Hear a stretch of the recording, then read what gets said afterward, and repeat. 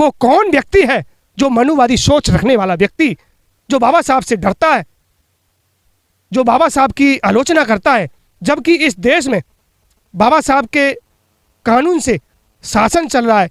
यहाँ तक कि चौकीदार से लेके राष्ट्रपति तक बाबा साहब के कानून को मानता है और बाबा साहब के लिए झुकता है। ऐसा वो कौन सा व्यक्ति है मनुवादी सोच रखने वाला जो यहाँ के लोगों को दबाना चाहता है? वो कौन शख्स है जो इस देश के लोगों को, यहाँ के जो गांव के लोगों को, यहाँ के जाटो समाज के लोगों को जो दबाना चाहता है? वो खुल के क्यों नहीं आना चाहता?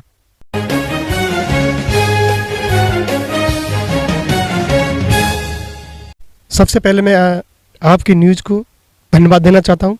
मेरा नाम कैलाश चंद बौद्ध, गांव खामनी, पड़ोसी गांव खामनी पड़ता है।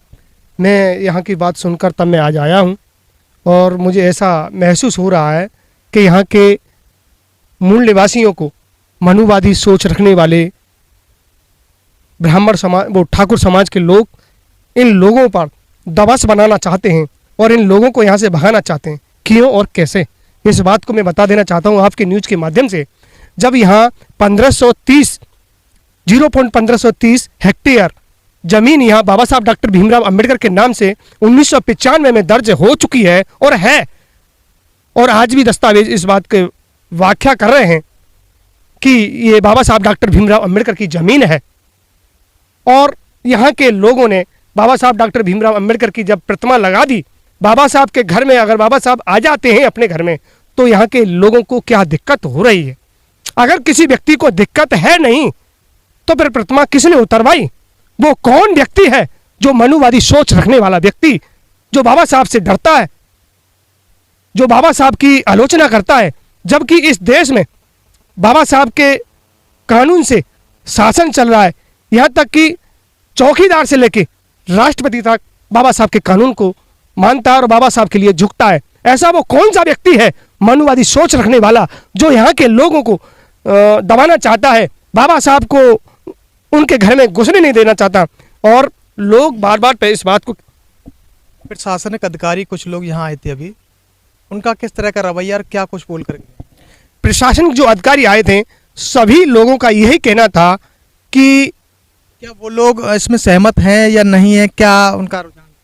उन लोगों का यही रुझान था कि वो भी, अगर उनकी बात हम सुनते हैं तो उनका बात भी यही है कि वो भी मनुवादी लोगों से के दबाव में आकर ऐसी बातें करते हैं जो अनचाही सी कि परमिशन ले आइए। जब बाबा साहब के नाम से जो अंबेडकर पार्क बना हुआ है तो फिर परमिशन किस बात की? जब आप यहाँ मजिस्ट्रेट लोग जब यहाँ आ रहे हैं, वो भी लोग इस बात को कह रहे हैं परमिशन ले आइए। ऐसा कौन सा व्यक्ति है जो बाबा साहब को परमिशन देगा?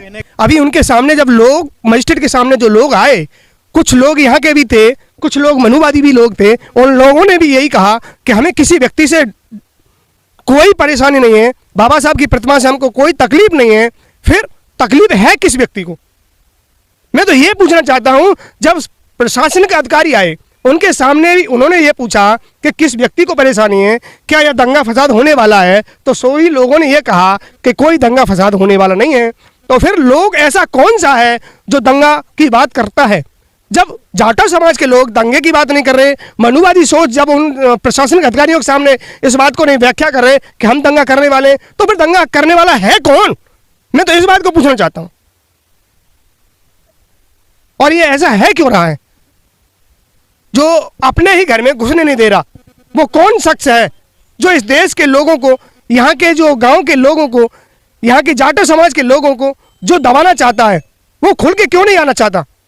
जब प्रशासन के अधिकारी भी इस बात को कह रहे हैं भाई परमिशन ले आइए। हम आज जब हनुमान जी की प्रतिमा लगाते हैं, लक्ष्मण जी की प्रतिमा लगाते हैं, रामचंद्र की प्रतिमा लगाते हैं, गांव में जब गीता भागवत कराते हैं, गांव में जब परिक्रमा लगाते हैं, तो कोई परमिशन की जरूरत नहीं। जब हम जय भीम करते हैं, अपने बच्चे से कहते हैं बेटा अपने ताऊ से जय भीम कर दे, तो क्या ताऊ के लिए भी परमिशन की जरूरत पड़ेगी? मैं ऐसे कौन सी ऐसी बात है जो हर बात पर परमिशन की जरूरत पड़ती है? जब मेरा घर है, मैं मानता हूं बाबा साहब डॉक्टर भीमराव अंबेडकर का जब घर है, ये बाबा साहब डॉक्टर भीमराव के नाम से 0.1530 हेक्टेयर जमीन जो बाबा साहब के नाम से 1995 से ही दर्ज है, तो बाबा साहब की प्रतिमा लगाने से किस व्यक्ति को दिक्कत है? वो व्यक्ति दिक्कत करने वाला सामने क्यों नहीं आ रहा? मैं तो उस व्यक्ति को पूछना चाहता हूं कि तुमको दिक्कत है तो है क्यों? शक किस पर जा रहा है? शक यहाँ के जो प्रधान है, यहाँ के जो कुछ लोग हैं, मैं तो यहाँ पड़ोस का रहने वाला हूँ, मुझे तो इस बात की मालूम नहीं, लेकिन जब यहाँ दबंगी लोग हैं वो सिर्फ और सिर्फ ठाकुर समाज के जो लोग हैं, जो प्रधान है, नहीं प्रधान गांव का राजा होता है, प्रधान चाहे तो 1 मिनट में 1 नहीं 10 मूर्तियां लगवा सकता है। क्यों? कि प्रधान अनलीगल कार्य नहीं कर सकता।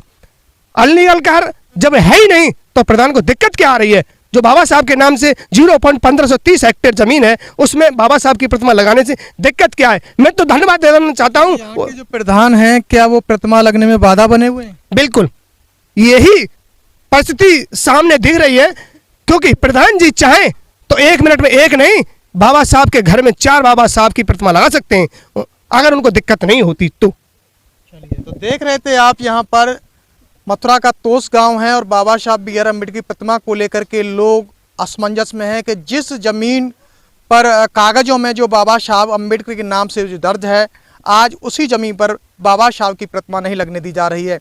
हालांकि यहाँ पर जो आला अधिकारी आए थे उनका कहना है कि जब तक यहाँ की परमिशन नहीं होगी आप लोग अनलीगल वर्क नहीं कर सकते। बने रहिए आप हमारे साथ में, फिर आएंगे नई वीडियो के साथ में, तब तक के लिए जय भीम जय भारत। इस खबर को देखने के बाद क्या है आपकी राय? नीचे दिए गए कमेंट बॉक्स में दीजिए अपनी राय।